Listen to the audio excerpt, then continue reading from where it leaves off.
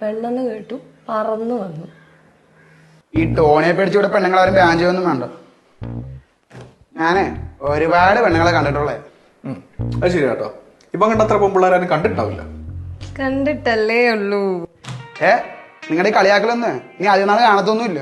എന്താടാ നീ ഇതൊക്കെ നിർത്തി സന്യാസിക്കാൻ പോണ? വീട്ടിൽ ടോണി, ഞാൻ നിനക്കൊരു പെൺകുട്ടിനെ സെറ്റാക്കി തരാം. ആരും ഒന്നും ചെയ്യണ്ട. It's just A matter of A few days. രണ്ടേ ഉണ്ടാകും.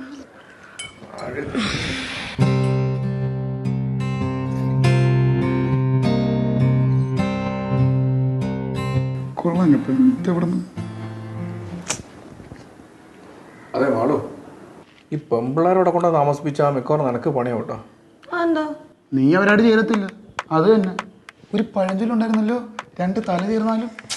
ടോണി വെറുതെ അല്ലടാ നിന്നെ പച്ചാളം പച്ചാളം തന്നെ വിളിച്ചോണ്ടിരിക്കുന്നത്. കൂട്ടുകെട്ടിന്റെ ദൂഷ്യഫലങ്ങൾ. എടീ വരുന്നവർ മിക്കവാറും നിന്റെ നേരെ ഓപ്പോസിറ്റ് ആയിരിക്കും. നീ അവരെ മെക്കിട്ട് കയറാൻ പോയിട്ട് ഇവിടെ അവസാനം കൂട്ടത്തല്ലാവേ ഉള്ളൂ.